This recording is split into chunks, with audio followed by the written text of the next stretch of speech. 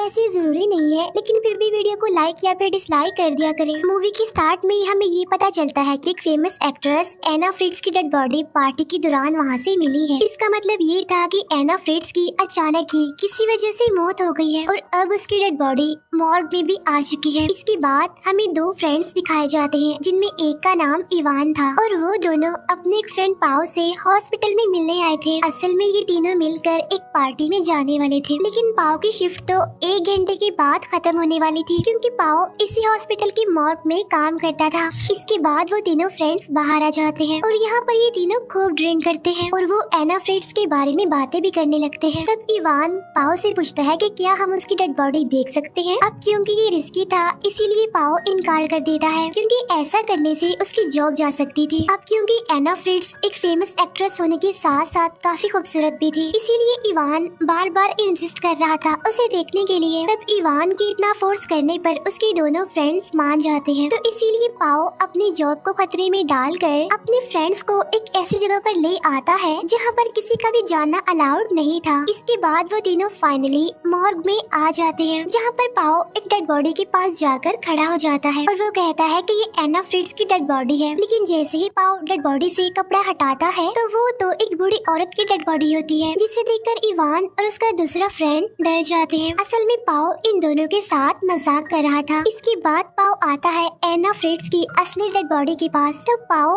उसके फेस से कपड़ा हटाता है और अपने फ्रेंड्स को एना फ्रिट्ज दिखाता है। एना सच में ही बहुत खूबसूरत थी, जिसे देखकर इवान उसकी डेड बॉडी से कपड़ा और नीचे करता है, क्योंकि उसे यकीन नहीं आ रहा था कि वो इतनी फेमस एक्ट्रेस की डेड बॉडी के पास खड़ा हुआ है। तो इसीलिए वो एना फ्रिट्ज की बॉडी को टच करने लगता है। अब इवान के दोनों फ्रेंड्स को ये बात काफी अजीब लगती है, क्योंकि किसी डेड बॉडी के साथ ऐसा करना अच्छी बात नहीं थी। तब इवान जानबूझकर अपने फ्रेंड को भी एना को टच करने के लिए कहता है और तब इवान का फ्रेंड ऐसा ही करता है। लेकिन इसके बाद तो इवान सारे लिमिट्स ही क्रॉस कर देता है। वो कहता है कि मैं एना के क्लोज आना चाहता हूँ, सिर्फ एक बार। तब इवान का फ्रेंड उसे ऐसा करने से मना करता है, लेकिन इवान तो जैसे जिद पर ही अड़ गया था। इवान ऐसा इसीलिए करना चाहता था क्योंकि उसके नजदीक वो एक फेमस एक्ट्रेस थी जो कि बहुत खूबसूरत थी, फिर चाहे वो जिंदा हो या फिर मरी हो, इससे उसे क्या फर्क पड़ने वाला था। तब पाओ उन दोनों को बताता है कि मैंने भी एक बार ऐसा किया था और वो इवान को कहता है कि अब तुम जैसा एना फ्रिट्ज के साथ करोगे मैं भी वैसे ही करूँगा। लेकिन उन दोनों का जो फ्रेंड था सिर्फ उससे ही लग रहा था कि ये चीज गलत है और उन्हें ऐसा नहीं करना चाहिए। लेकिन अब क्योंकि वो अपने फ्रेंड्स के साथ था तो इसीलिए उसको अपने फ्रेंड्स की बात माननी पड़ती है। बेशक वो अपने फ्रेंड्स की तरह ऐसा ना करे, लेकिन उसे सहना पड़ेगा, देखना पड़ेगा सब। इसके बाद ये तीनों ड्रग्स लेते हैं। फिर इसके बाद पाओ और उसका दूसरा फ्रेंड एक अलग रूम में आ जाते हैं और उधर इवान एना की डेड बॉडी के क्लोज आता है। तब इवान की बात पाओ जाता है और वो भी ऐसा ही करता है। लेकिन तभी अचानक से हम बड़ी हैरान कर देने वाली चीज देखते हैं और वो ये कि अचानक से एना की आईज खुल जाती है। वो दोबारा जिंदा हो गई थी और अपने पूरे सेंसेस में थी। लेकिन पाओ को भी इस बात का पता नहीं चलता कि एना फ्रिट्ज अब जिंदा हो गई है। लेकिन जब उसे इस बात का पता चलता है तो वो डर जाता है और चिल्लाने लगता है। तब उसके चिल्लाने की आवाज सुनकर इवान और उसका फ्रेंड भी वहाँ पर आ जाते हैं। तब पाओ उन्हें बताता है कि एना फ्रिट्ज अब जिंदा हो गई है। एना को जिंदा देखकर पाओ और इवान काफी घबरा जाते हैं, क्योंकि एना को पता था कि उन दोनों ने ही उसके साथ ऐसा किया। तो जाहिर सी बात है कि एना बाहर जाकर ये बात पुलिस को बता देगी कि मॉर्ग में उसके साथ क्या किया इन लोगों ने। तब ये सोचकर इवान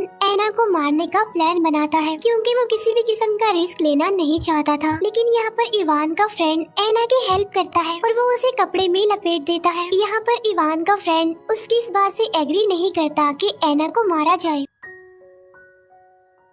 क्योंकि ऐसे कैसे वो किसी का मर्डर कर सकते हैं। तब इवान का फ्रेंड उससे कहता है कि तुमने एना के साथ ऐसा किया तो इस बात की सजा तो तुम्हें मिलनी ही चाहिए ना। तब इस बात की वजह से इवान और उसके फ्रेंड की लड़ाई हो जाती है और इस लड़ाई में इवान अपने फ्रेंड को बहुत मारता है। तब पाओ आकर उन दोनों की लड़ाई छुड़वाता है। तभी इवान को रियलाइज होता है कि उसने अपने फ्रेंड को इतना ज्यादा मारा है जिसकी वजह से उसके फ्रेंड के सर में काफी गहरी चोट लगी है और उसके सर से काफी खून भी निकल रहा है। तो इसीलिए उसके दोनों फ्रेंड्स उसे फर्स्ट एड देने का सोचते हैं, लेकिन हम देखते हैं कि जब पाओ का एक कुलीग एक डेड बॉडी को लेकर यहाँ पर आया था तो ये तीनों उसे देखकर चुप गए थे। तब पाओ के कुलीग ने डेड बॉडी को वहाँ पर रखा। इसके बाद वो उस मुर्दा घर को लॉक लगाकर वहाँ से चला गया। इट्स मीन अब ये तीनों यहाँ से बाहर नहीं जा सकते थे। तो जाहिर सी बात है वो अपने फ्रेंड को भी फर्स्ट एड नहीं दे सकते थे। यहाँ पर ऐना भी खुद को बचाने के लिए कुछ नहीं कर सकती थी, क्योंकि वो काफी घंटों के बाद दोबारा जिंदा हो गई थी। तो इसीलिए उसकी लेग्स तो बिल्कुल बेजान थी और उसके हाथ भी मूव नहीं कर रहे थे। फिर पाओ और इवान ऐना और अपने फ्रेंड को एक दूसरे रूम में ले आते हैं। इसके बाद पाओ अपने कपड़े चेंज कर लेता है, लेकिन तभी उसका कुलीग भी वहाँ पर आ जाता है। तब ऐना चिल्लाकर उसे बताने की कोशिश करती है कि मैं जिंदा हूँ और खतरे में हूँ, लेकिन इवान ये बोलने से पहले ही उसके मुंह पर हाथ रख कर उसका मुंह बंद कर देता है। इसके बाद पाओ अपने कुलीग के साथ वहाँ से चला जाता है। इवान का फ्रेंड बिल्कुल भी सांस नहीं ले रहा था, जिसे देखकर इवान काफी घबरा जाता है। तब ऐना कहती है कि शायद अब वो मर चुका है। और थोड़ी देर के बाद जब पाओ वापस आता है तो उसे भी पता चल जाता है कि उसका फ्रेंड अब मर चुका है, जिसकी वजह से पाओ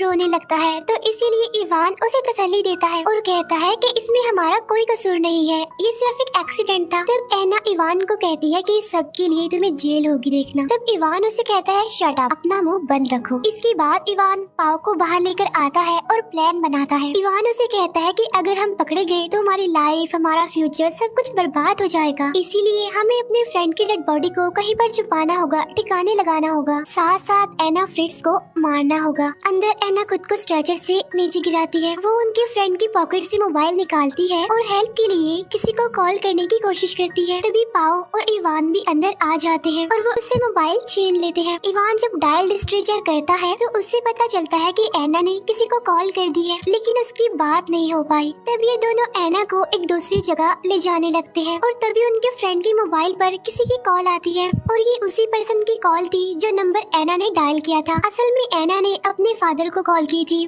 और जैसे इवान कॉल पिक करता है तो ऐना चिल्लाकर अपने फादर को बुलाती है और उनसे हेल्प मांगती है, लेकिन पाओ उसके मुंह पर हाथ रखकर उसका मुंह बंद कर देती है कि बाय मिस्टेक कॉल हो गई थी, रॉन्ग नंबर, और ये कहकर वो फोन बंद कर देता है। तब इवान ऐना को मॉर्ग में लाकर उसे जोर से स्लैप करता है, जिस पर ऐना उसे कहती है कि तुम्हें इस बात की सजा जरूर मिलेगी। तब इवान चिल्लाकर ऐना को कहता है कि मत भूलो, अभी थोड़ी देर पहले तुम एक डेड बॉडी थी और अब मैं तुम्हें दोबारा डेड बॉडी बनाने लगा हूँ।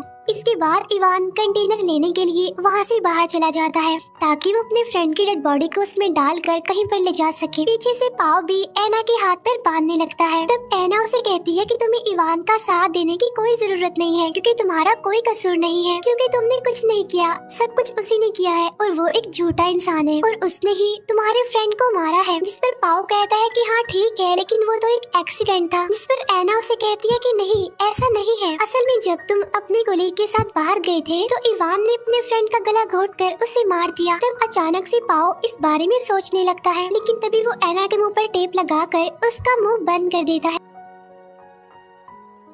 तब मौके का फायदा उठाकर ऐना क्रॉलिंग करते हुए मॉर्ग से बाहर आ जाती है और यहाँ से बचकर वो निकल जाती है। इवान भी कंटेनर लेकर वापस आ रहा होता है, लेकिन पाओ खून साफ करने में बिजी था। तभी इवान वहाँ पर आकर पाओ को बताता है कि ऐना भाग चुकी है। तभी दोनों ऐना को ढूंढने लगते हैं। ऐना जो कि क्रॉलिंग करते हुए अब लिफ्ट में आ गई थी और वो बस यहाँ से निकलने ही वाली होती है, लेकिन तभी इवान वहाँ पर आकर लिफ्ट का दरवाजा बंद होने से पहले रोक देता है और वो ऐना को लेकर दोबारा से मॉर्ग में आ जाता है। इसके बाद पाओ इवान को कहता है कि मैं जानता हूँ कि तुमने ही हमारे फ्रेंड को मारा है। जिस पर इवान उसे कहता है कि हाँ, उसे मैंने ही मारा था, लेकिन वो एक एक्सीडेंट था, मैंने जानबूझकर नहीं मारा उसे। जिस पर पाओ कहता है कि नहीं, तुम झूठ बोल रही हो, तुमने उसका गला घोटकर मारा है उसे। तभी ये बात सुनकर इवान नर्वस हो जाता है, जैसे सच में उसे नहीं अपने फ्रेंड का गला घोटकर उसे मारा हो। लेकिन इवान फिर भी इनकार करते हुए कहता है कि नहीं, ये झूठ है और तुम्हें ऐना की बातों में नहीं आना चाहिए। इसके बाद पाओ और इवान डिसाइड करते हैं कि ऐना को किस तरह मारा जाए जिससे कोई भी सबूत ना रहे। तब इवान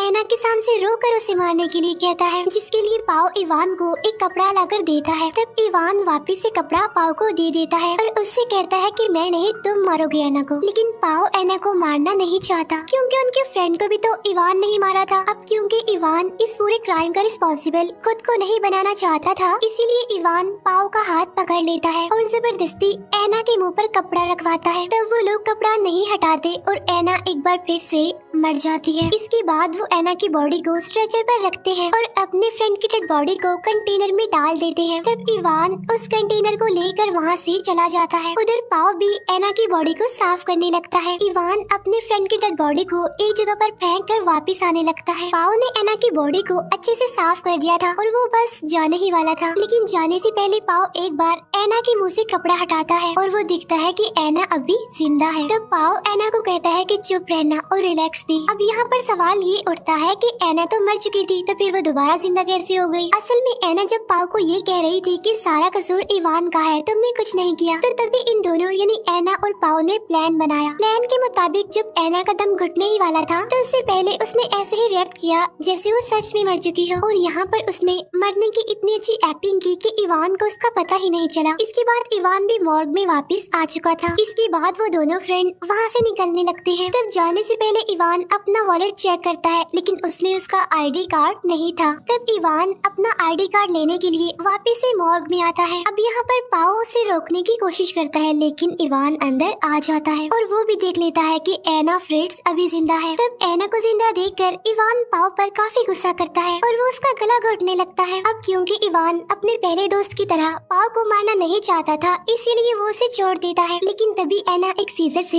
इवान के गले पर स्टैब करती है, जिससे उसका गला कट जाता है और थोड़ी देर के बाद इवान की मौत हो जाती है। तब ये देखकर पाओ एना को कहता है कि हमने ऐसा नहीं करना था। तब एना पाओ को भी स्टैब करके उसे भी जान से मार डालती है और इसी के साथ ये मूवी यहीं पर एंड हो जाती है। Thank you for watching.